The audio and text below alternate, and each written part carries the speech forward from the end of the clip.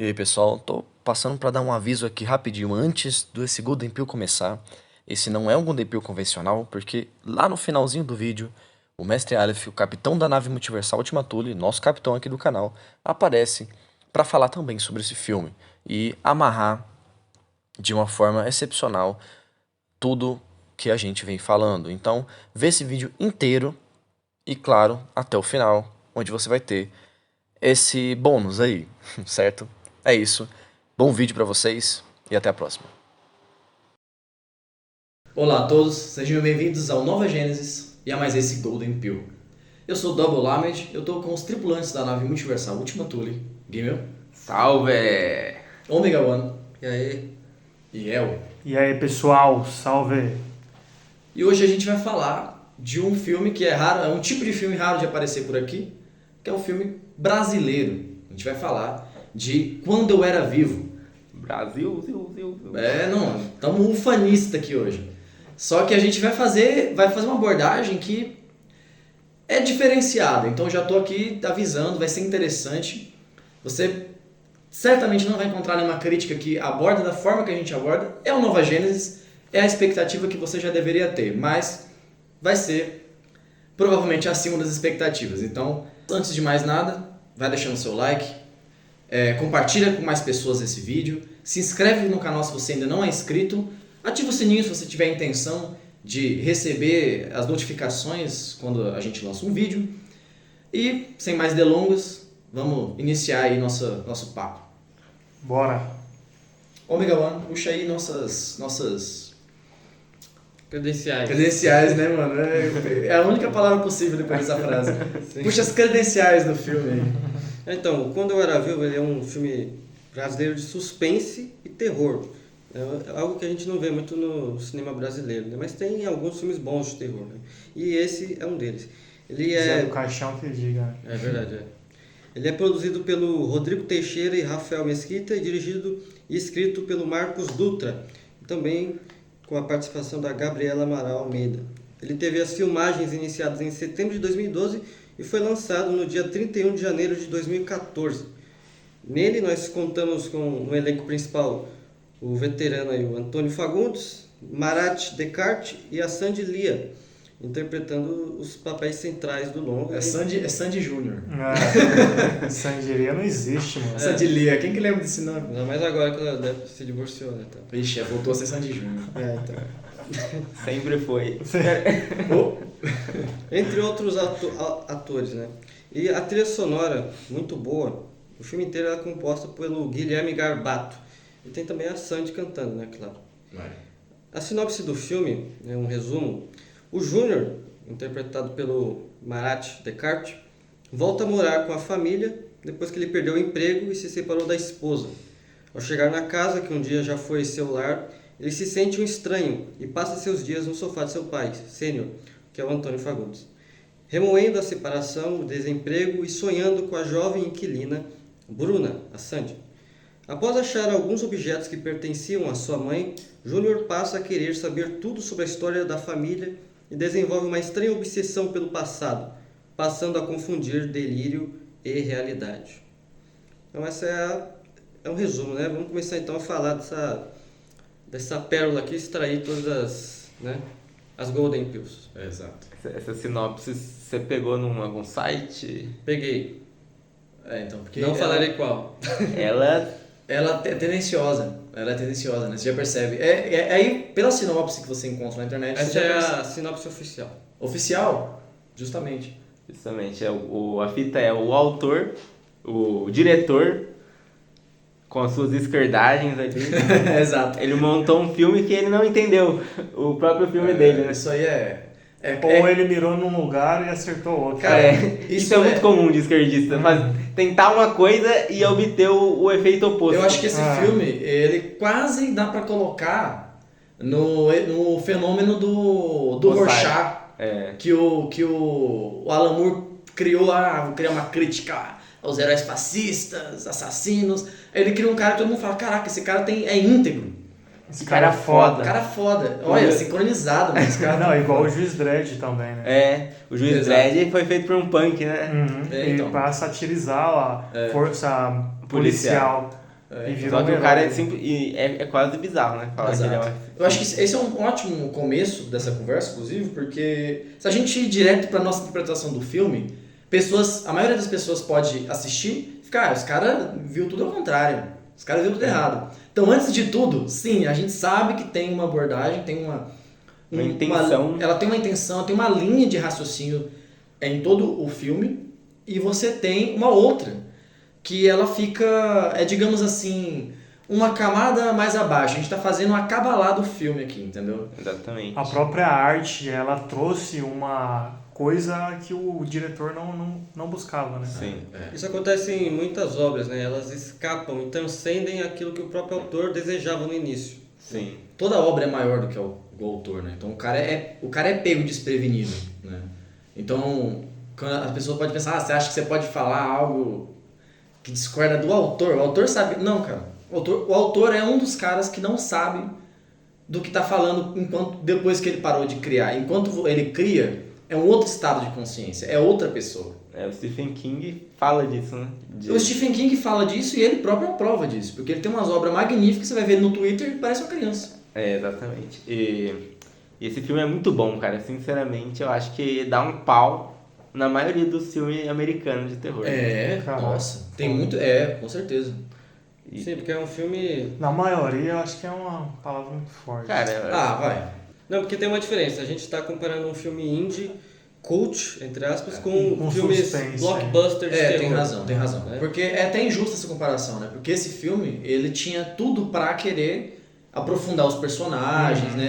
Ter uma, sei lá, uma complexidade, digamos assim. Uhum. E a maioria dos filmes de terror não vai nem poder ter essa predisposição, né? Que se for complicado demais, não vende do mesmo jeito, né? E como todo filme cult, né, ele quer te passar uma mensagem, né?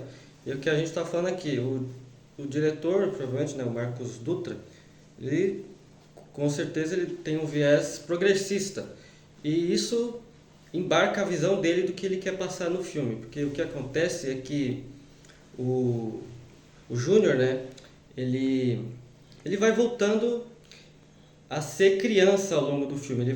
Os personagens interpretam como um delírio mental, né? Um problema como se ele estivesse ficando psicológico. louco. E o próprio filme mostra como uma loucura, porque tem um certo momento que ele avança tanto nisso, que ele fica violento, que ele fica perigoso mesmo, né? Então, Sim. tipo assim... Ele fica louco, né? Mostra de fato como uma loucura, né? E a mensagem que ele quer passar é uma crítica, principalmente à família tradicional, uma crítica às famílias de classe média, E né? a nostalgia. Que é uma coisa muito comum, esquerdista criticar a nostalgia. É verdade. A mentalidade progressista, o nome já entrega, né? Eles odeiam o passado. Exato. É interessante, inclusive é muito interessante, porque o nosso canal, ele é tipo vanguardista em tudo. Né? A nossa abordagem, ela sempre tá aqui, mano, contra a tradição da porra toda. Então é muito curioso a gente poder, novamente, tá falando a respeito de como a gente também discorda do pensamento progressista, né? Porque tem essa tendência instalada ali, né? A ideia de, avanço. O passado, ele fede, entendeu? O que eu vejo nesse filme é uma visão, inclusive não é uma visão errada, a de você ter uma visão crítica com tudo, digamos assim. É um método. É um método, inclusive, da escola de Frankfurt, né? É um método de você se desfazer de todas, né? O problema é que a esquerda, principalmente a esquerda, acho que no modo geral, mas a brasileira que a gente tem experiência, o problema é que ela está sempre no modo de dissolução de tudo que não seja as ideias fixas dele. Então tem umas ideias fixas e tem a dissolução de qualquer coisa. Então o que você vê nesse filme é isso, é um pensamento ácido em relação tanto ao pai, que foi colocado numa forma de vítima na história, como a gente vai aprofundar daqui a pouco, e também o lado inverso dele. Ele quer fugir desse passado, ele quer ser modernoso, e isso é um retrato de classe média. Ele não tá, esse retrato da classe média não está ali de uma forma positiva. Tanto que ele é tão classe média que ele tem um revólver, né? É tipo assim, a figura completa, o quadro completo, né? Enfim. E ele tem um apartamento no centro de São Paulo, né? Uma coisa assim. Então, e aí, o outro lado também. Não, mas eles estão conectados com uma coisa infantil, enlouquecedora. Eles não superam a morte da mãe. O cara é desconectado da realidade, ele não consegue arrumar emprego. Ele Então, não ele consegue chega- tirar a aliança do dedo, porque ele não esquece da ex-esposa. Ele chega lá, ele ainda tá. Ele é calado, né? Ele tá normal, né? Ele começa, entre aspas, delirar, enlouquecer, né? Na visão do diretor, quando ele, vamos dizer assim, ele comunga de um sacramento do passado. É. E é uma coisa muito importante que a gente tem que falar aqui hoje, que é que o passado tem um valor sacramental, tem um poder sacramental, É. né? E isso é muito importante. Quando ele descobre o quartinho lá na casa, onde que estava trancado, né? Ele consegue abrir. Acho que eu não sei se é antes ou se é depois, mas eu lembro que a primeira coisa que ele encontra, mesmo assim, que ele pega e tal, que o pai reage, é uns copinhos de pôr ovo, Sim, né? é verdade. Que era uma coisa dos anos 80. Ele acha na gaveta, né? É. Daí Acidentalmente, entre aspas. Ele acha, aí o pai fala assim, Achei que tinha encaixotado tudo. achei que tinha encaixotado tudo. E o Otávio Fagundes, pra fazer cara de carrancudo, é perfeito, né, mano? Ele é muito bom. Então, quando ele fala uma coisa com desgosto do personagem, você sente o desgosto da voz dele, né? Achei que tinha encaixotado tudo. Porque se Cara livrar bravo, daquela cara porra. bravo. E depois que ele encontra esses dois suportes, uns copinhos, né? Umas mini taças, né? Pra colocar o... Pra colocar o... Daí depois ele encontra o quarto, né? Daí que ele começa a comungar desse passado. Ele começa a... tem uma outra coisa importante também. Ele acha fitas VHS com filmagens da mãe dele. Verdade. E no filme, né, passa essas filmagens assim, no começo, a primeira vez que aparece a gente não entende, né? Aí tá lá ele e o irmão dele, né? Eu acho que a gente ainda não citou, né? Ele tem um irmão, do qual eu não lembro o nome agora. Pedro. Pedro, né? É o Pedro. Daí tem a mãe dele lá, meio estática, mórbida lá, a gente não entende muito. É, toda sinistra, né? Mas sinistra. Essas filmagens de VHS, né, que eram muito comuns no passado, né? As famílias guardaram esses vídeos e tal. Elas mostram a mãe deles fazendo uma espécie de cerimônia ritual, né? Que entra dentro da questão do terror, né? Ele quer passar uma atmosfera, né? O tema do terror, daquele terror antigo, terror fantástico, né? Da coisa mórbida, da coisa do ritual satânico. E ele usa isso para mostrar a visão que ele tem desse passado, né? Por ele ser progressista, o passado assusta ele. E nada melhor como o terror para mostrar isso. Porém, tem o pulo do gato aí, né? Mas o terror também é uma forma muito eficaz de você mostrar gnose para as pessoas, né? Abrir a percepção das pessoas, né? No Philip K. Dick, no Radio Free Albemuth, ele tem uma conversa em que é dito que a invasão alienígena ela sempre vai ser retratada como algo terrível, algo assustador, a invasão de mundos. E é isso que acontece, né, no E no filme. Radio Free Albemuth é uma invasão alienígena que está vindo salvar as pessoas. Né? Então, muito interessante. Da mesma forma, no filme, digamos assim, a Serpente da Noite é retratada como um demônio, uma coisa totalmente macabra lá, e no fim você percebe que foi um final feliz que aconteceu. Quem saiu perdendo no final? Quase ninguém, né? Pronto, falamos no final, terminou. E é muito foda esse filme, velho, porque basicamente é assim, o cara chega na casa todo fudido, divorciou e tal, e a família dele sofreu uma grande perda, né, que foi a mãe morreu, o outro filho ficou louco. Isso é importante. Não sei se a gente tinha falado que a mãe morreu e por isso talvez o pai, o sênior, ele tenha tanta relutância, tanto ódio em lembrar Quer disso. esquecer isso, Ele né? quer esquecer, esquecer. apagar da memória a mãe, né? Por isso ele selou todas as coisas antigas da casa num quartinho. E ele fica, tipo, seguiu em frente total, fica fazendo exercício, Fica atrás de namoradinha. vivendo. Modernoso. E o quartinho é onde a mãe conversava com a entidade, né? Ou não? Sim. Não, acho que é no quarto da outra. Que tem uma parede estranha, assim. Eu achei que era o quarto É um do Pedro, detalhe, né? é um detalhe que passa, mano. Eu mesmo não peguei o que acontecia em cada quarto. Eu achei até que acontecia na cozinha. A minha teoria. Porque Não, tem vários VHS que mostram na cozinha. Mas tem um cômodo que tem uma parede esburacada. E onde Esse- eles conversam com alguma coisa que tá do outro lado da parede. E escuta. Mas esse quarto eu acredito, quase certeza que é o quarto onde está hospedada a Bruna. Certo. Que não é parente de ninguém ali. Ela é uma moça que está, como eu posso dizer assim, pagando aluguel na casa do pai dele e morando lá. E aí isso meio que ajuda o pai a pagar as contas, né? É. E aí ele chega lá, a mãe dele, como eu disse, já morreu, e o pai dele selou todas as lembranças e não quer pensar no passado, não quer lembrar do passado. E isso é muito importante no Ele filme. literalmente trancou num quarto e sumiu com a chave, mano. Uhum. É. Tanto que o Júnior precisa quebrar a porta para conseguir abrir. Só que qual que é a grande fita e o que explica o nome do filme? Quando eu era vivo. Tipo assim, está morto. Porque o Júnior, ele nunca superou o que aconteceu, a tragédia na família. Então, ele está sempre querendo voltar pro passado, o contrário do pai dele, né? Então, a gente tem até uma cena onde tem um jantar, que é só a Bruna e o Júnior, e ele encosta na mão dela, ela fala, nossa, que mão gelada. Aí ele diz, quando eu era vivo, ela era mais quente. Ou seja, A realidade está naquele passado mítico. Ele quer voltar. Sim. E aí qual que é a grande fita? Esse demônio... Tem um twist aí.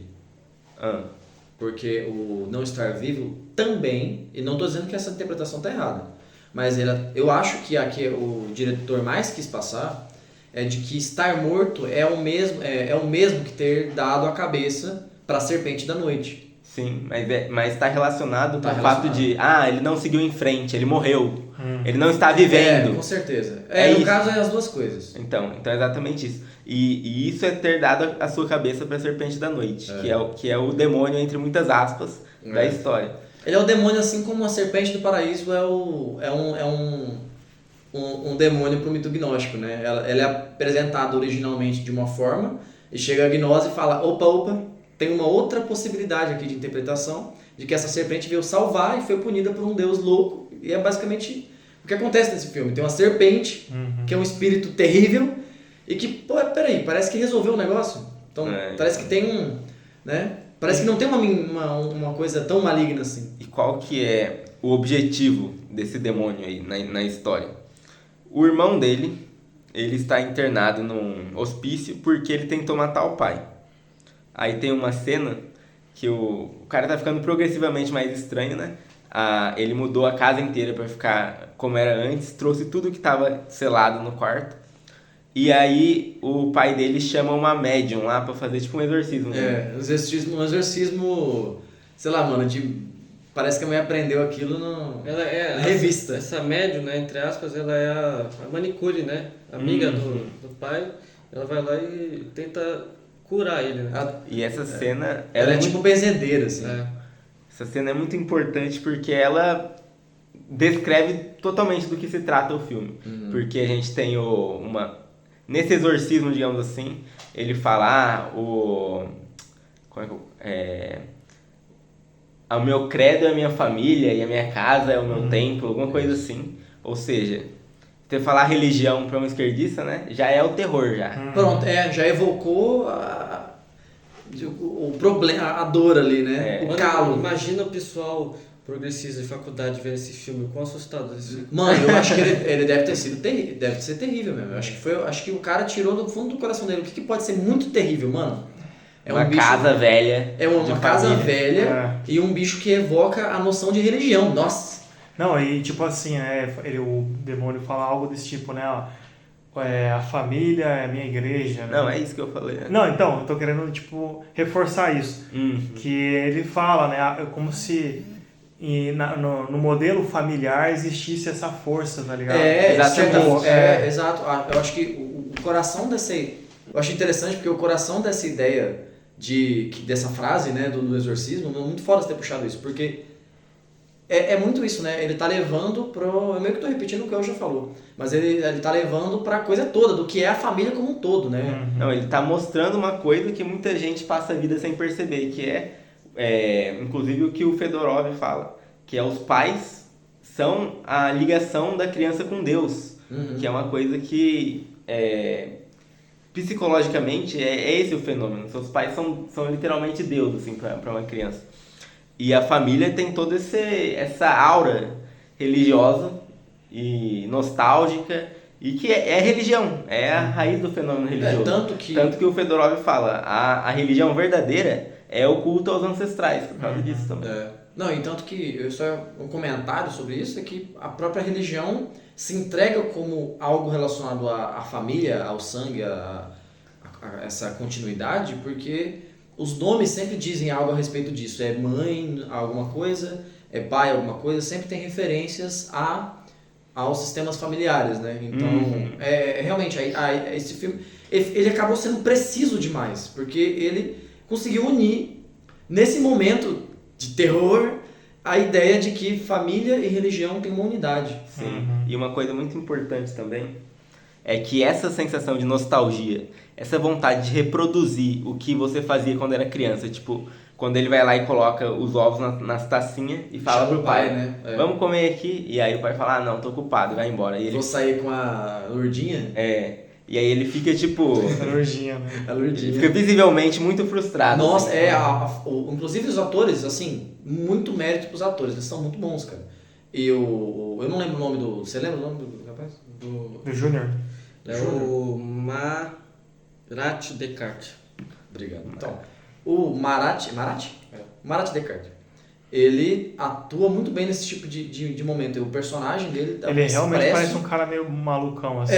Você fica, cara, esse cara tem problema. Então, esse cara tá... mas... E essa cena, ele fica... Nossa, mano, você vê que o mundo dele caiu momentaneamente, assim. Ele ficou muito triste, mano. Sim, e assim, esse zelo de você querer reproduzir as coisas como elas eram, como elas sempre foram, isso é um impulso religioso. Então, por exemplo, tem uma definição de religião que é comum, que se escuta por aí, religião vem do religare, que é reconectar a Deus.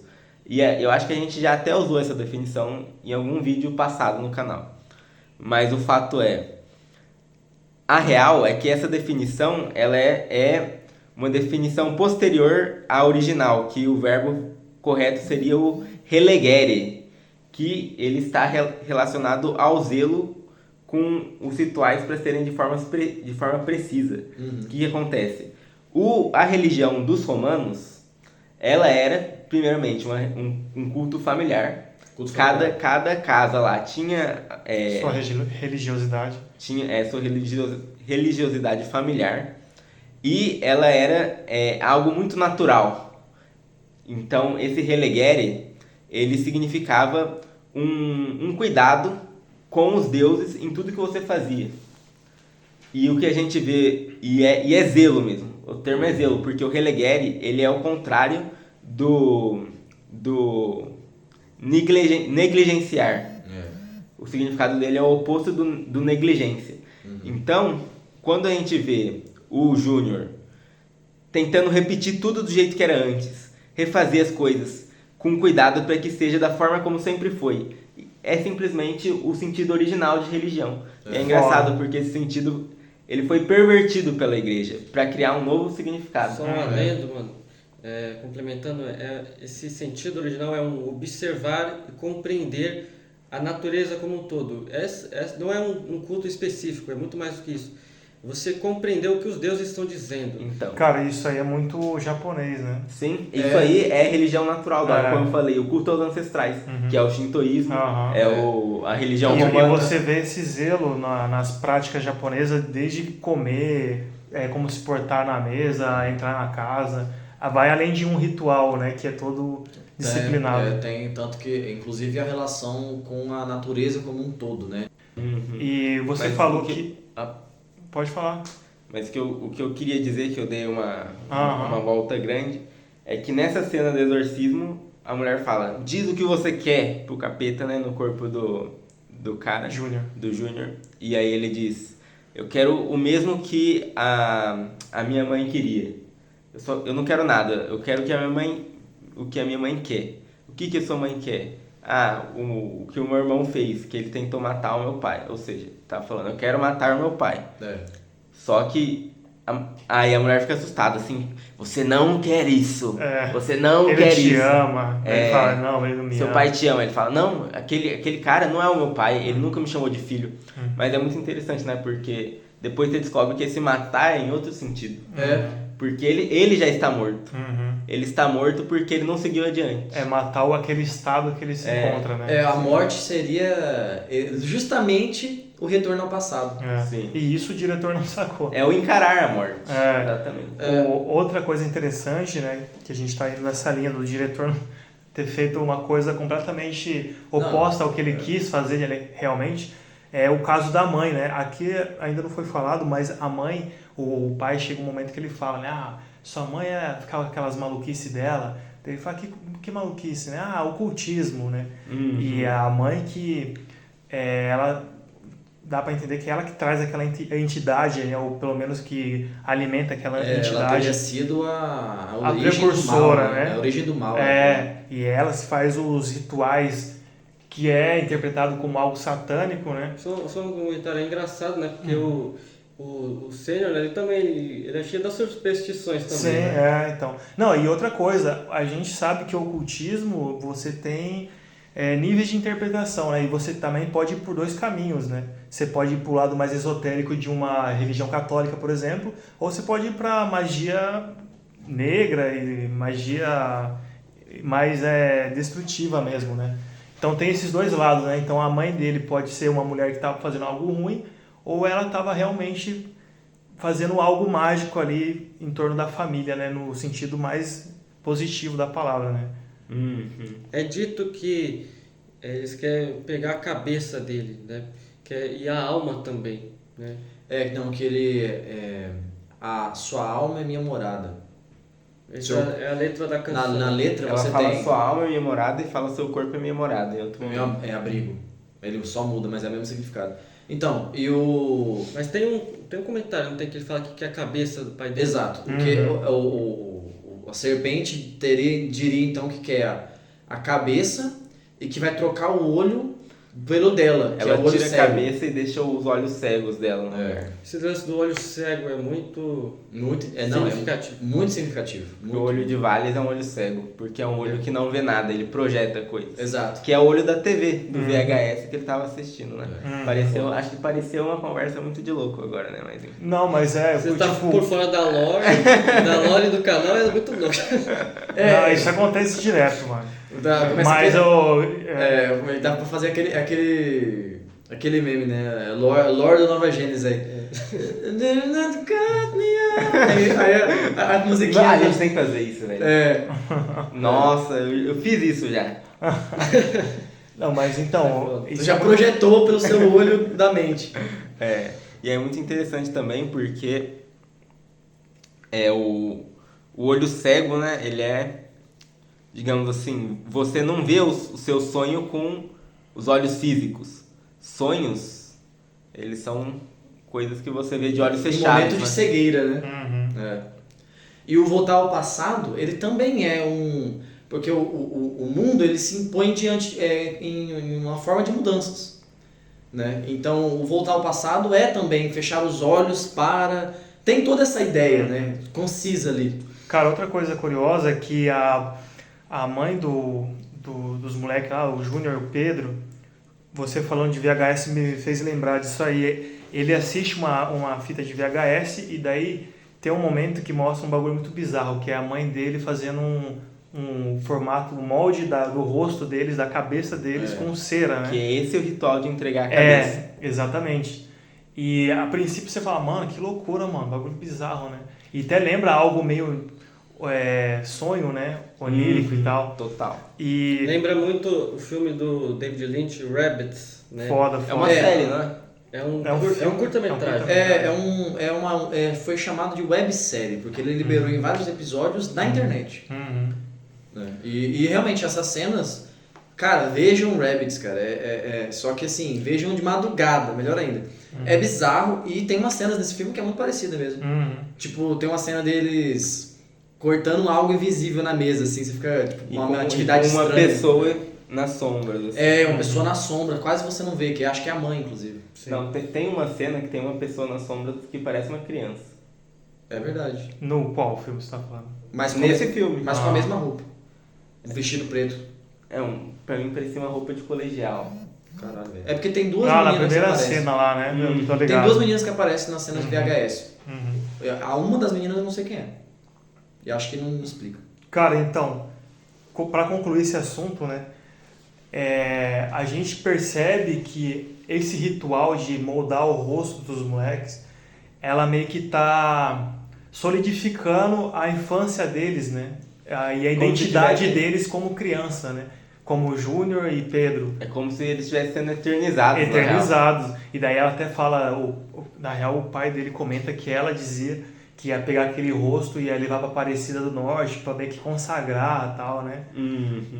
Então isso aí é uma coisa muito interessante. Isso é um detalhe importante, porque apesar de o filme apresentar com o terror do satanismo, de ela ter um ocultismo e não sei o quê, as referências dela, as figuras que aparecem além da serpente, são figuras da religião católica. É o que eu tava querendo dizer aquela hora.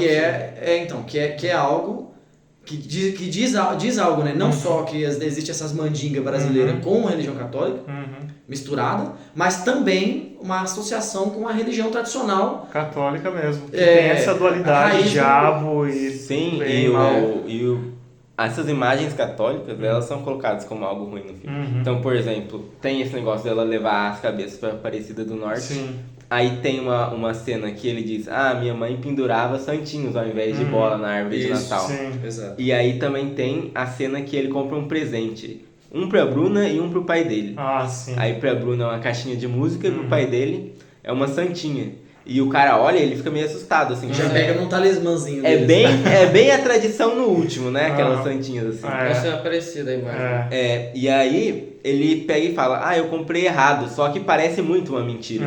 Ele fala assim, eu Era pra pedi ser um elefante com a bunda apontada pra porta, ou seja... Uma mandinga totalmente New Age, assim. New Age, E o pai tá nessa, né? Ele conversa, a manicure dele é basicamente isso. É mandinga. Astróloga. Astrologia, tipo, essa mandinga moderna. Tipo, benzer com as folhinhas, baixa a balança as folhinhas, acha que, tá ligado? Enfim. Cara, Não, e ela é tão moderna, velho, que ela faz todas as mandingas no cara e depois ela pega e fala assim, pô, a filha de não sei o que tava dando problema, ficando maluca, quando foram ver... Era larva de tênia no cérebro. Tiraram, resolveu o problema. Você devia ver isso aí. Ou seja, mandou ciência no jutsu. Não, mas é engraçado a hipocrisia ali, porque na mesma hora que ela fala isso, logo em seguida ela já fala, você tá com sua muleta aí, né? Não desgruda ele de jeito nenhum. Eu queria falar um pouco sobre a personagem da Bruna, né? A Sandy. Né? Tem uma cena, inclusive, que o Júnior, ele... vê ela pelada tomando banho, né? Nossa, é engraçado falar isso, né? A Sandy tomando banho, o Júnior... Peraí. Eu não tinha falado pra pensar dessa forma. Caraca, você estragou mais ainda essa cena que já é terrível. Eu tava pensando desde o começo. Nossa, o cara se chama Júnior e ele assiste uma Sandy... Literalmente assim. Parou. Pera. Essa cena é grotesca porque porque mostra o cara se masturbando. É muito constrangedor. Você fica assim, nossa, o cara além de retardado ainda é... E num dos flashbacks, né, entre aspas, mostra que os dois irmãos, né, inclusive viu também a mãe tomando banho. Isso é importante porque o filme ele constrói uma imagem do complexo de Édipo, né? Porque a Bruna, ao longo do filme, ela vai encarnar a mãe dele. Ela vai se envolvendo, né? Ela vai se envolvendo aos poucos. Ela tem lá o... Primeiro que a gente vê ela como ela aparenta ser uma menina pura e tal, meiga e tal, como a Sandy é, né? Então, depois daí... Será? Notícias recentes indicam o contrário. Você foi fact-check até agora. Então, a gente vê no filme que não é bem assim também. Tem lá o namorado dela e tal. E ela vai se envolvendo cada vez mais com o Júnior. E depois ela despacha lá o ficante que ela tava, né? E ela vai se envolvendo com ele. Ela pior que foi basicamente isso, né? E tem uma cena que ela pega... Primeiro que... De primeiro momento ela tá achando o Júnior estranho, né? Como o pai também. Só que depois ela passa pro lado dele, começa a ajudar ele. Ela canta a música com ele, né? Ensina ele. Eu não diria que em algum momento ela achou ele estranho. Porque eu tenho a impressão... Não, desde o começo ela tava muito amigável. Ela é amigável. Uma das primeiras cenas ela pega e fala assim... Ô, relaxa aí, a gente vai ficar sozinho hoje, seu pai não vai estar E em depois casa. ela vai fazer o currículo dele e mostra ela falando se é solteira ou casado. É. Isso aí é pergunta de currículo, né? Ah, mano. Mas por que não mostrou ela falando como que é o seu Não, é endereço? que a cena mostrou ela perguntando É, isso. entendeu? Mas tem uma coisa, a cena também pode ter quisto mostrar. Quisto existe? Nem sei se Não, acho que não. Querido. Querido, moço. Querido. Querido. A cena que... Almejado. Queria. A cena queria. tinha por objetivo Isso também é foda. mostrar que o protagonista, o Júnior, tinha meio que não queria separar, algo assim, porque ele fica com a aliança. não Mano, vê, eu né? acho muito menos provável isso daí. Acho que é o mais provável é eu mostrar que acho- rolou um lance Acho o ali. contrário. E no final ele não rolou um lance entre eles? Mano, nunca diz É que o filme. rolou lance entre Não, eles. eles dormem Nada. junto uma vez, só que eles estão uma de um lado, a outra uma com a É. cabeça para um lado, ele com a cabeça pro outro. Exato. Como irmãos. A ideia exata é de mãe e filho. Essa é a ideia Não, exata. é que tá. Os dois, o El e Gimel, vocês dois estão certos e errados. O que tá É acontecendo o Édipo, exatamente. É o conflito de Édipo. Então o que tá acontecendo é Complexo. complexo. E- Deu na mesma bosta. O cara, Ele ele projeta a mãe dele na Ele tá frente. vendo. A cena tá mãe e filho, e ao mesmo tempo é um romance. Tanto que ela não larga, ela não tem. Essa cena que você falou, verdade, é muito selecionada. E ela larga o namorado. Exatamente. Então, assim, tem a indicação de uma substituição. Eles estão tendo uma relação que ao mesmo tempo é essa mãe e filho, é essa irmã mais velha, e ao mesmo tempo. Peraí, mas parece que é um clima, o que é isso? Então é o complexo de Édipo que, assim, a mentalidade do freudiana toma conta do progressismo. Então, provavelmente o autor quis pensar dessa forma, só que ele acaba também dando um tiro no pé. Porque, putz, verdade, é esse complexo de Édipo, o negócio tá esquisito. Mas não é a mãe dele. É outra mulher. Então, meio que Resolve-se o conflito. é como se resolvesse o conflito tirando o foco Tanto da figura incestuosa, né? Ah. Então, Tanto é que E não, ele o não problema mata é nem o pai, né? O grande problema do complexo de Isso. Édipo é o lance de matar o De pai. matar o pai. E ele verdade. não mata, então já resolve todo esse É, complexo mas, aí. voltando à cena que eu tava falando, né, antes de a gente chegar nesse final aí, ela começa a se envolver com ele, ela pega o anel que era da mãe, né? Esse é um ato poderoso. O importante da cena do anel é que ele encontrou a música que em tese a mãe dele compôs pra eles. E que é muito importante falar também que quando a Sandy canta, que a entidade desperta a entidade da mãe todas as dele. cenas que eles cantam acontece alguma coisa. É. Então ele encontra a música, primeira coisa. Aí ele mostra pra Sandy e fala: você faz aula de música, você podia me ajudar a tocar isso aqui. E Por já quê? vem o vento no apartamento. É tipo uma um coisa segredo que a estranha. mãe dele deixou. Então, ou seja, é uma continuação dela já.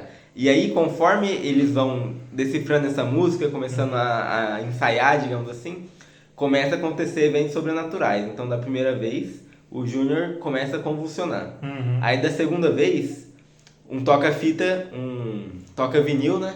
Toca ao contrário. Ele começa a tocar sozinho, normal, Aham. primeiro. É um toca-disco, né? É um toca-disco.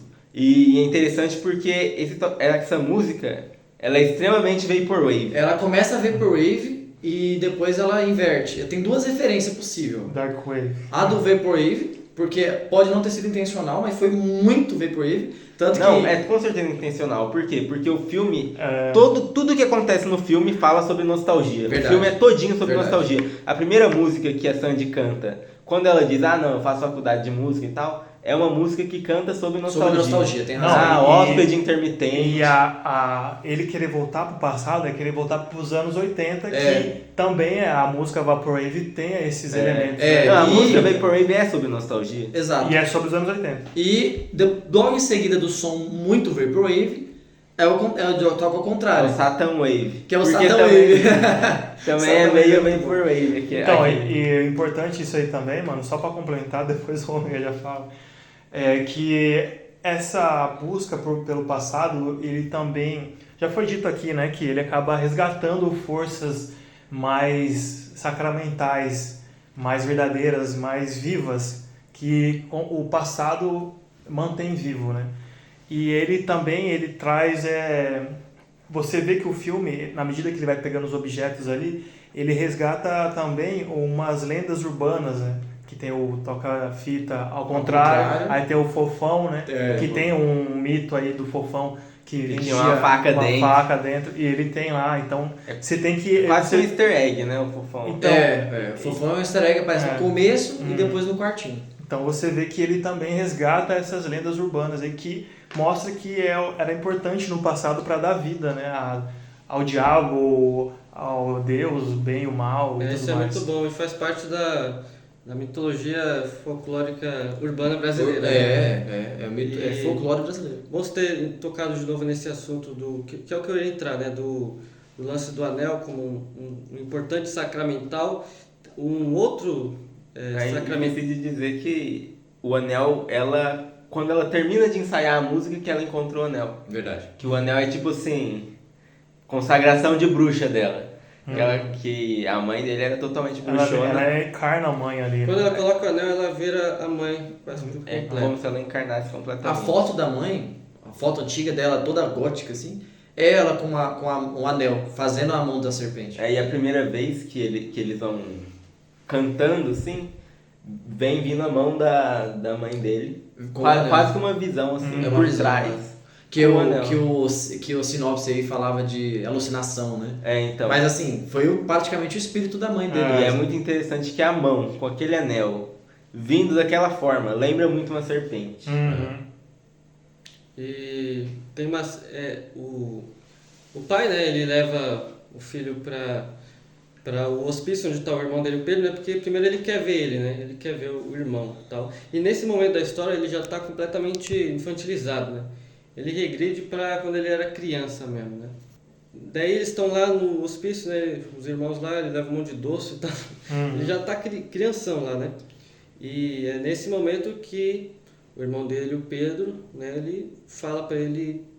A gente entende um pouco mais da história, né? Do plano por trás do ritual, né?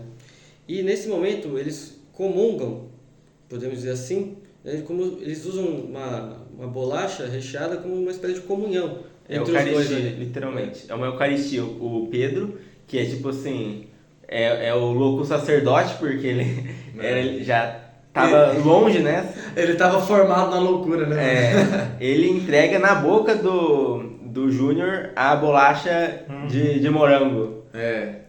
Que é simplesmente a cena de Eucaristia, não tem o que dizer ali. É uma bolacha e, ao mesmo tempo, é uma referência à infância, né? Muito óbvia, né? Tipo, que é mantida através do rito lá de manter o rosto. E um detalhe muito interessante dessa cena é que o pai, depois de uma merda muito grande acontecer, né? Que é pra convencer o pai de levar ele pra ver o irmão, o pai manda, vou contar até desde o começo dessa história. O pai manda a Lourdinha limpar a casa, mano, tipo, tirar as paradas velhas, começar a repaginar a casa de novo. Aí o Júnior vê e, mano, ele não dá uma surra exatamente na mulher, ele pega e arrasta ela pra fora. Só que... Dá uma surra. Só que com força. Aí nisso... O cara se joga no chão com ela. Não, ele só pega e arrasta ele arrasta a arrasta. cena, não saiu um murro, não saiu um tapa, não saiu um chute. Não, ele pegou bem. E mandou ela pra fora. Não, mas ele não só pegou e jogou ela pra fora. Não, porque ela ficou se debatendo. A culpa é dela. Exatamente. Presta atenção. Ele avançou como um animal, verdade. Lógico. Só que em nenhum momento ele bateu. Ele pegou pra arrastar pra fora desesperadamente. Nesse processo, ela saiu fodida. É um fato. Quem mandou se mexer? E é muito bom que no... Tinha que ter... Não, mas assim... ela se debater é o normal, né? Mas, não, é isso que eu tô querendo dizer. Realmente, né? Não, essa Lourdinha tava errada, né? Isso gerou um conflito de briga de bar, mano. É porque a cena realmente é o... Não. Mano, caiu um monte de coisa, quase quebrou a casa inteira. É verdade. Ela segurava mas ela que segurou na mesa. A culpa não é do Lourdinha, a gente tá brincando, ok? Enfim. Isso que... O que a gente tá querendo dizer é que, tipo... Tem um pouco de ciúmes da parte dele com a Lourdinha. Total, não, é total. Tem a cena, aquela cena do exorcismo mesmo, que a janela começa a fazer um vento, e aí a mulher começa a falar assim: aqui você não entra! Aqui você não entra! E aí o cara tá vendo isso, ele tá com um sorrisinho, tipo assim, é isso mesmo, não vai entrar nada aqui, tá ligado? Aqui é minha casa. Aí quando ele pega e expulsa a Lourdinha de casa, ele fecha a porta e fala: aqui você não entra, tá ligado? Ou seja... O legal dessa cena, depois que ela volta lá pra pegar alguma coisa dela lá, Uma televisãozinha. que é o que eu acho que o Lamed vai falar, né? Que ele mostra a língua, né, pra ela Também. Igual uma que criança. mostra que era criança. É, e Eu ia tem- contar essa sequência. E tem as mais cenas. coisas. Tem quero as contar. cenas do. Tem as cenas do VHS dele mostrando a língua. Ah, verdade. Ele criança mostrando. Verdade. Então, por que acontece? Isso é muito curioso você falar isso, muito importante. Os olhos cegos de serpente que a gente conversou aquela hora, dá pra fazer uma alusão muito forte com a visão da TV, né? Então, tipo, é como se ele começasse a espelhar tudo que ele estava assistindo e passasse a atribuir aquelas características, né? Tipo, aquilo refletiu na vida dele mesmo. Ele estava vivendo como se fosse o Júnior da televisão ali. É interessante dizer que a TV, os mecanismos internos dela, funcionam exatamente como o funcionamento do olho. É. Uma curiosidade legal é que tem uma referência ao Iluminado nesse filme, o filme do Stanley Kubrick, né? Foda. Tanto uma referência a uma cena, como na aparência do Júnior, né? O É, cabelo dele lembra. É verdade. do filme, né? Se o Júnior fizesse aquele sorrisinho de louco, ele ficava igualzinho. Sim. É, e é muito interessante que ele mantém o cabelo de criança também. Cabelo longo. Verdade. Porque meio que não combina com ele. Tanto O cabelo, tanto que deixa ele com mais cara de doido, né? Porque o cabelo não... É propositalmente o corte que menos combina com o cara, né? Fica esquisito mesmo. É, bem isso mesmo. E o que eu tava contando é que depois dessa cena que ele expulsa a Lourdinha, pai e tal, que é aí que o pai é convencido de tá bom, eu vou levar você pra ver seu irmão. E aí que ele chega lá, né? E tipo, é interessante porque enquanto o pai tá presente na cena, ninguém tá se entendendo. Sim. Até com o irmão ele tá brigando. Me explica isso aqui, e o cara, tipo, tira isso da minha frente, e aí eles estão brigando. Aí o pai pegou os cadernos dele e falou assim: chega disso. Aí ele falou: só me devolve isso, não vou te matar. Tipo, você fica, caralho, é totalmente inimigos, assim. Aí chega a mulher do sanatório, lá, do hospício: o que foi? Tá precisando de alguma coisa? Aí ele transforma, mano, tipo, totalmente demoníaco, né? Manipulador, assim. Ele fala: não, é porque eu queria ficar sozinho com meu irmão, não sei o que, um negócio assim, né? Aí, enfim, leva o pai dele pra fora da sala. Aí, de repente, mano, eles começam a se dar super bem, e aí acontece essa comunhão com a bolacha. Mas, enfim, é como se, de repente, agora a família está aqui, quando tirou o pai, né? Então, o grande problema é o pai ser desligado. Porque o pai está vivo.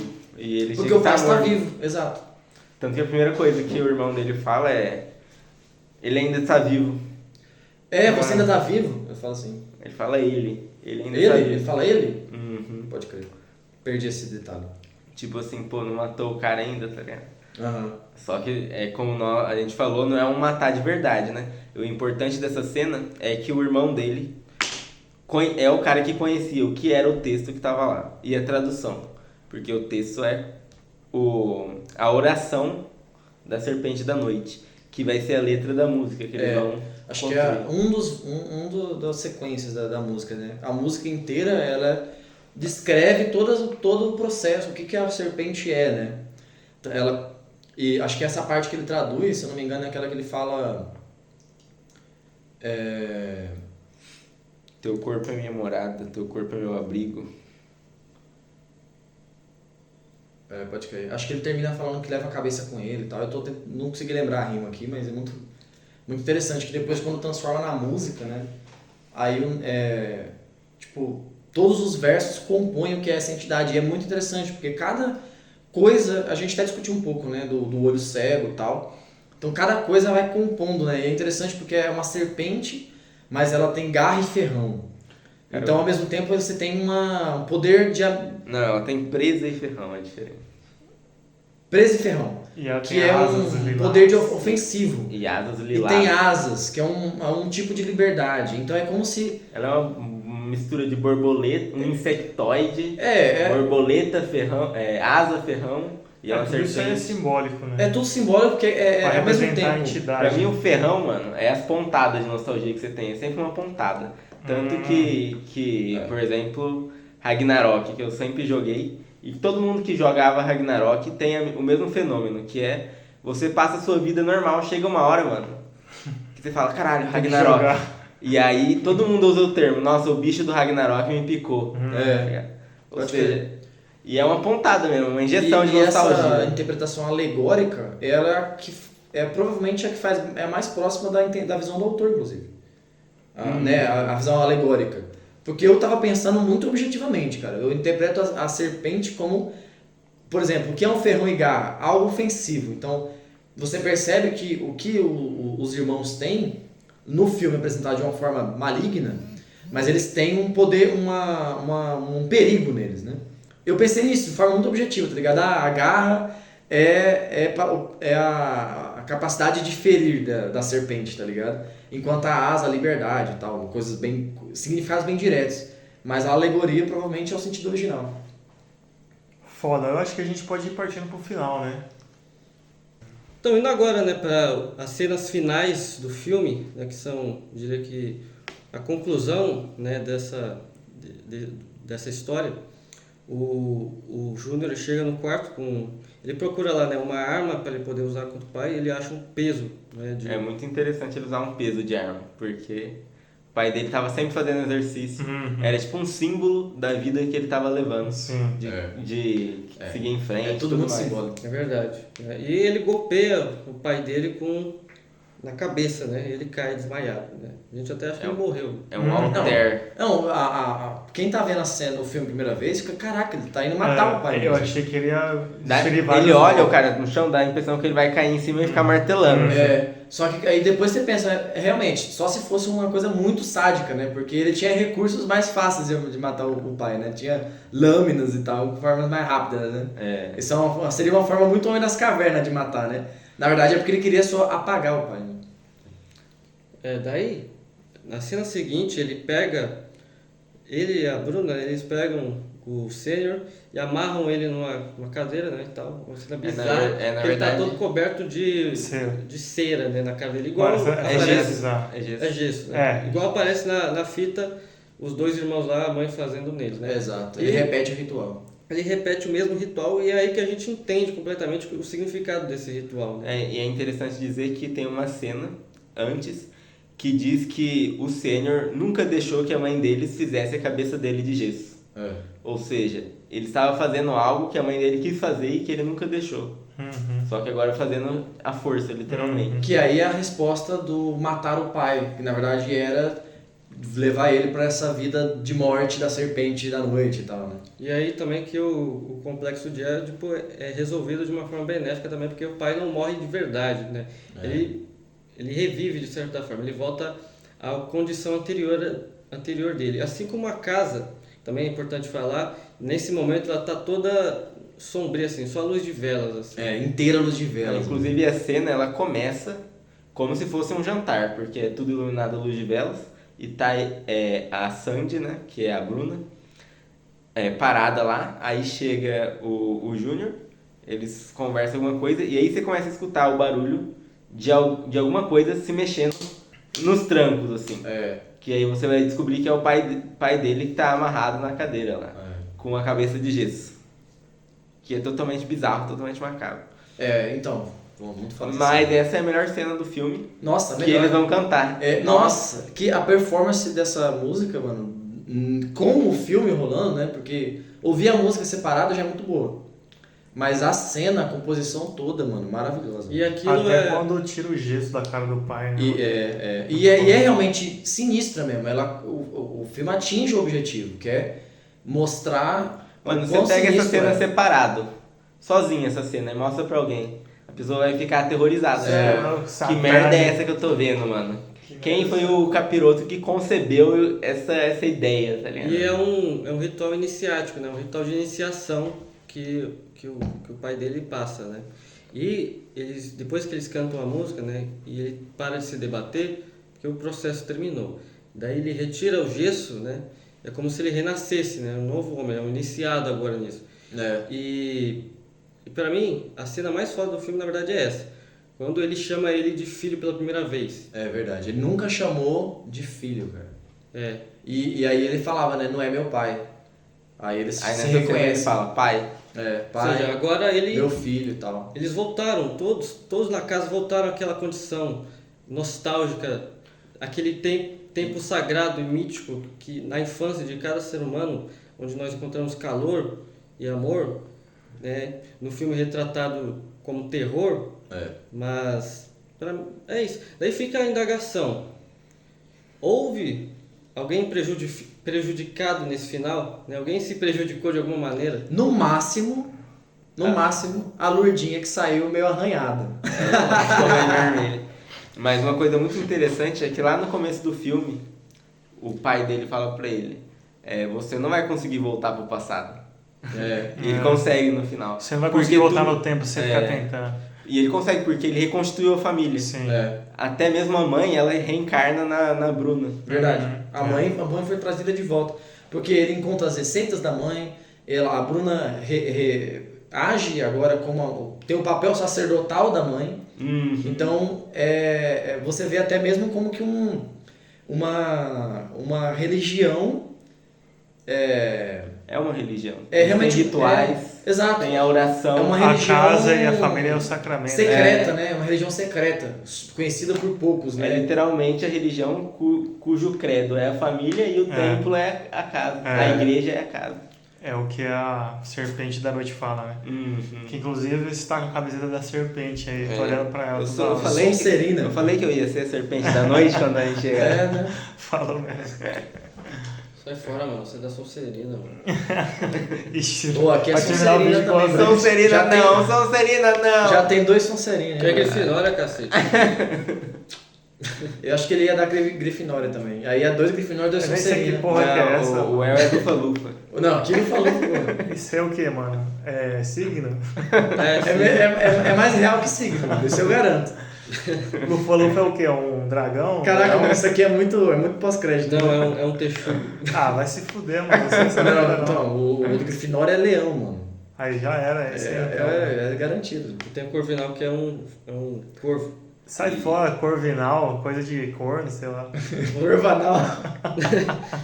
Cornanal. Sou a serpente da noite. Caralho, Vai lá, mano. média. Agora é a hora que você canta. Mano, vamos pegar umas velas aí, fazer um ritual satânico. Pegar gesso. Eternizar essa cara feia.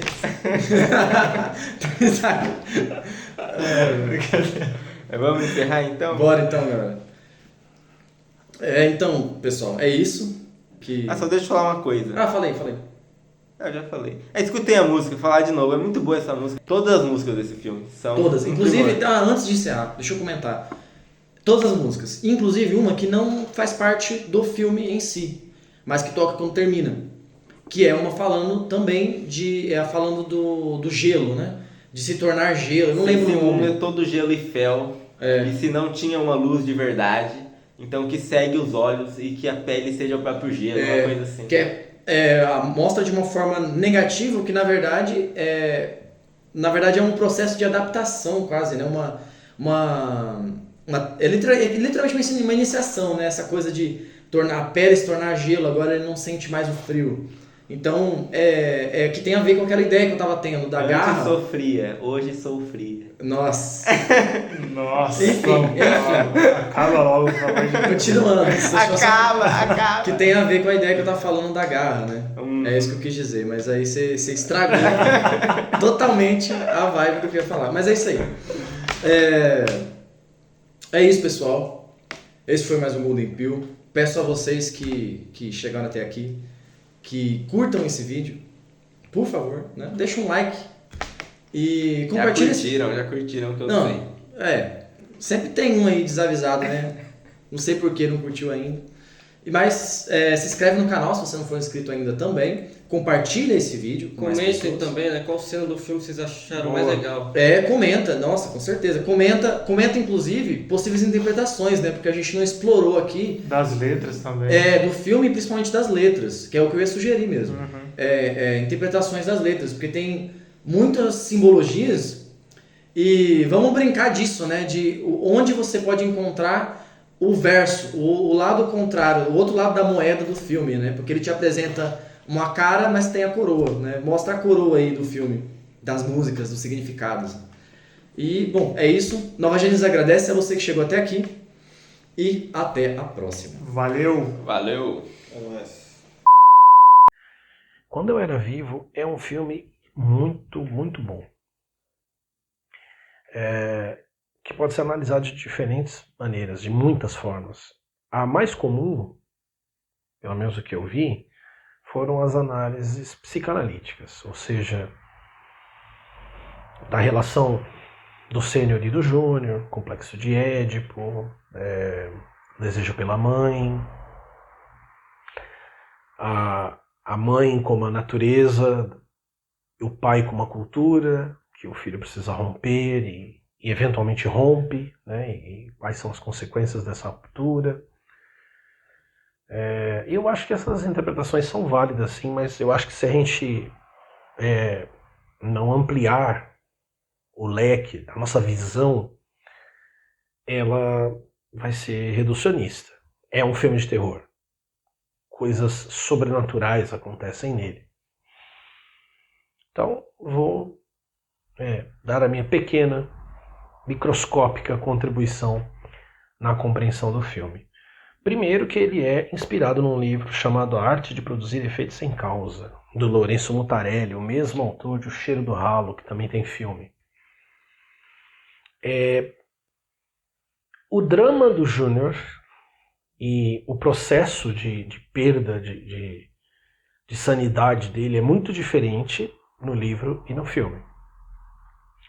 A frase "Quando Eu Era Vivo" aparece tanto no livro como também aparece no filme, quando ele está jantando com a Bruna. Também aparece uma conversa dele com a Bruna. Mas eu vou deixar o livro para outro momento. O livro é extraordinário de outro modo, porque vai numa direção um pouco diferente.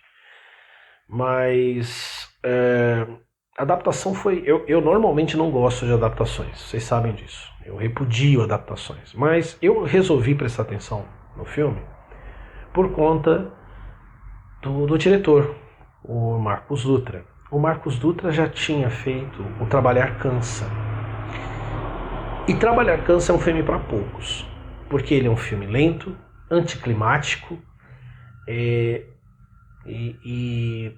que se você não tiver nenhuma ideia do que o diretor está tentando te passar ali, você vai terminar dizendo, cara, para que esse filme foi feito? E eu resolvi dar uma chance para o Quando Eu Era Vivo por conta do Marcos Dutra. Daqui a pouco eu volto ao Trabalhar Cansa. Mas enfim, a primeira coisa que você nota no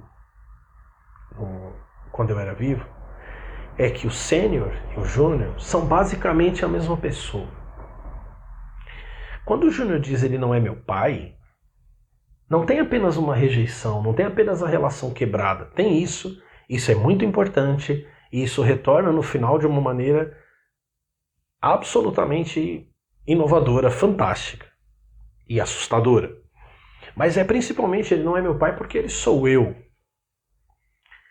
E o confronto cultura e natureza aparece ali, mas ele aparece de uma maneira diferente.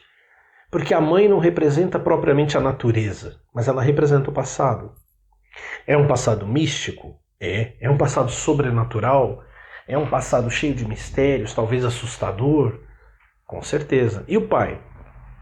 O pai é o presente, a modernidade. O pai foi para frente, o pai enterrou o seu passado dentro de um quartinho que embolorou. O pai vive se exercitando com halteres, ele tem algumas namoradas, ele tá para cima e para baixo, ele aluga um quarto para uma garota um artista, o pai é o pra frentex, né? Pinta as unhas e quer que o filho, a relação deles é ruim e ele quer muito que o filho corra. E é interessante olhar eles dessa forma, como uma única pessoa, como disse o Aleister Crowley, né, no Liber 373,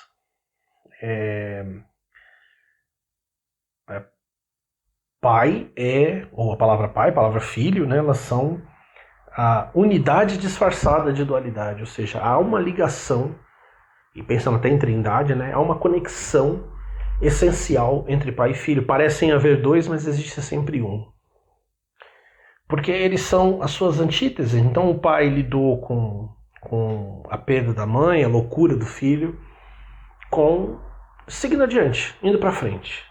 E o Júnior, quando tem a vida dele destroçada, e ele se separa, e ele tem problemas e tudo mais, ele volta à casa do pai por não ter para onde ir, mas isso faz ele também voltar para o passado. É uma volta inevitável para o passado. Mas o passado não só reaparece, o passado ressurge com uma potência mágica. Você não tem objetos mágicos no filme. Certa cabeça de cera, que na verdade era uma coisa muito comum ali nos anos 70, 80, entre católicos, essa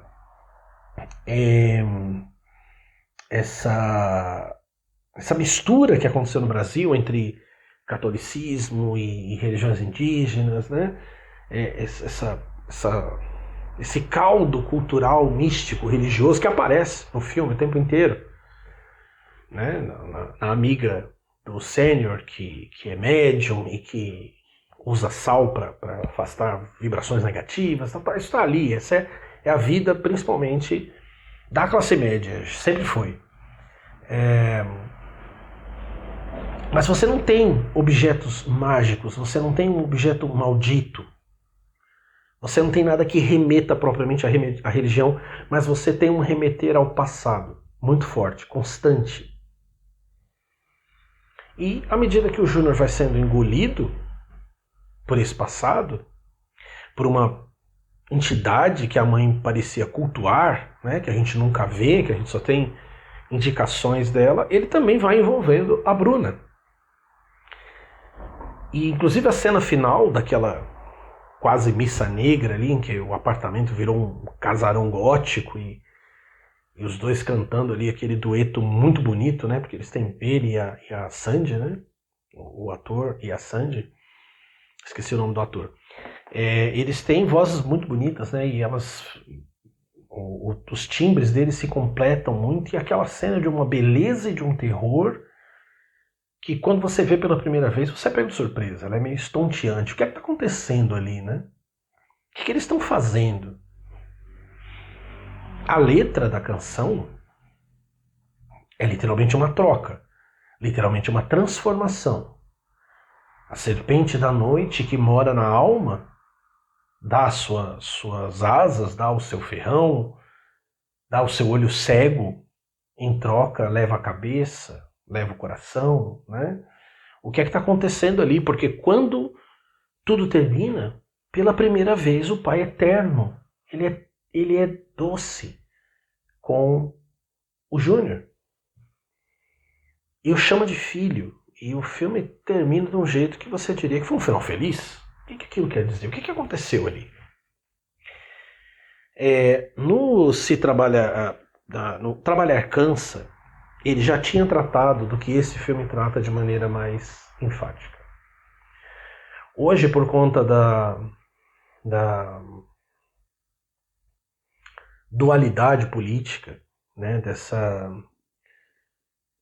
guerra sem fim entre direita e esquerda e posições políticas em diversos espectros, parece que existem duas opções, né? Os, entre aspas, destruidores da família, que querem flexibilizar a família e que querem novas formas de constituição familiar, e aqueles que dizem não, a família só pode existir de um jeito único, e a gente tem que conservar isso, e assim tem que ser, e é assim que a sociedade ia bem. ainda que ela não fosse tão bem, e parece que o debate se resume a isso. Afinal de contas, só existem as polaridades. Mas o que acontece ali é que o ciclo de destruição que destruiu o relacionamento do sênior e do júnior, que destruiu o relacionamento do júnior com a esposa, é algo negado, que reaparece não só com o passado vem e ele traz algo que foi negado, algo que foi esquecido, algo que estava escondido. No Trabalhar Cansa isso já é falado, mas de uma maneira muito, muito mais sutil. Mas você percebe que, no Trabalhar Cansa, que os problemas de uma microempresa, os problemas de uma família, de um cara que perde seu emprego e abre um negócio e os problemas deles com seus funcionários, há um fundo mágico, sobrenatural, escondido, esquecido e nunca revelado, porque os personagens quando lidam com isso da maneira mais banal possível, por isso que eu disse que ele é anticlimático. Você sabe que eu não ligo para dar spoiler, né? Eu tô segurando aqui porque tanto não é o tema, como acho que vocês têm que ver. Vocês têm que ver. Mas não vai esperando que você vai amar se Trabalhar Cansa, porque você não vai. Mas talvez com esse... com um pouco de mais ou menos uma ideia do que você vai ver, você pelo menos entenda. Mas nesse filme, o passado e o que foi negado não pode ser escondido. Uma vez que ele emerge, uma vez que o Júnior vai trazendo o passado de volta, com aqueles símbolos, aqueles objetos antigos que são meio que talismânicos, que tem uma potência nostálgica, que faz pensar no Mircea Eliade, né, de que toda nostalgia é nostalgia do paraíso. Ué, se toda nostalgia é nostalgia do paraíso, e a gente, para nós, quando fala em paraíso, a gente pensa em Adão e Eva, o que mais tinha? Além do papai Adão, mamãe Eva, havia a serpente. Havia a serpente que foi o elemento que destruiu aquele paraíso. Eu vou explicar o que acontece na oração e por que o final é feliz. Por que a sombra, por que a escuridão negada, e obviamente ligada ao feminino, né? Porque ela está ligada ao feminino, também negado. Uma vez que ele é reconhecido e aceito, ele produz aquela reconciliação. E a gente tem aquele final que você... Ué, mas o que está acontecendo aqui? Ele não estava sendo possuído, isso aqui não é satânico, demoníaco? É satânico e demoníaco. Mas a introjeção daquele satânico e demoníaco provoca algo inesperado. Eu vou ler um trecho do Livro Vermelho do Jung. Para vocês terem só um resumo muito rápido, o Livro Vermelho é o livro da alquimia pessoal do Jung. Ou seja, a investigação do inconsciente do próprio Jung, e ele dizia que todo mundo deveria escrever um livro vermelho. E aí, interessante que o livro da lei de Aleister Crowley, a ordem dada dentro do próprio livro é que ele deveria ser encapado em vermelho. Ou seja, que ela lê uma experiência, uma realização pessoal de Aleister Crowley. E não é que a lei de Telemann é a lei para todos, mas a expressão de Jung, né, que todos deveriam compor um livro vermelho, é isso que é a revelação ali do livro da lei. Todos nós devemos encontrar a nossa própria lei, todos nós devemos encontrar o nosso próprio mito pessoal, aquilo que o Paulo Coelho chama de lenda pessoal. Por isso que eu digo que Paulo Coelho é um dos únicos telemitas que existiu. E, naturalmente, você precisa renunciar a Telemann para fazer isso, porque você precisa encontrar a sua lenda pessoal. E também é chamado de livro vermelho o registro das histórias composto por Tolkien, que dizem respeito à Terceira Era, a história de Bilbo e os 3 livros do Senhor dos Anéis, o Hobbit e os 3 livros do Senhor dos Anéis. O que também é muito significativo, porque Frodo é o alter ego de Tolkien, vou falar mais disso em outra ocasião, e ele também confronta a escuridão. Ele vai ao coração da escuridão, ele vai ao centro da escuridão. Então vocês percebem que esse livro vermelho, claro que os livros não estão encapados em vermelho, mas os hobbits os chamavam de livro vermelho. Então é interessante, né, pensarmos que esse livro vermelho tem a ver com essa alquimia da alma. E aí, um trecho do livro vermelho, Jung diz o seguinte: O diabo é a soma da escuridão da natureza humana. Aquele que vive na luz se esforça para ser a imagem de Deus. Aquele que vive na escuridão se esforça para ser a imagem do diabo. Pelo fato de eu querer viver na luz, o sol desapareceu para mim quando eu toquei as profundezas. Era escuro e aquilo parecia uma serpente. Essas profundezas são as profundezas dentro dele. Eu sou a serpente da noite e vivo debaixo do chão, não é? Uni-me com aquilo e não subjuguei. Tomei para mim a parte da humilhação e subjugação e assim incorporei a natureza da serpente. Se eu não tivesse me tornado com a serpente, o diabo, a quintessência de tudo que é serpenticice, teria mantido esse poder sobre mim. Isso teria dado ao diabo meu pulso e ele teria me forçado a fazer um pacto com ele, da mesma maneira como ele astuciosamente enganou Fausto, Mefistófeles, né? De John Milton. Mas me antecipei a ele, me unindo com a serpente, assim como um homem se une a uma mulher.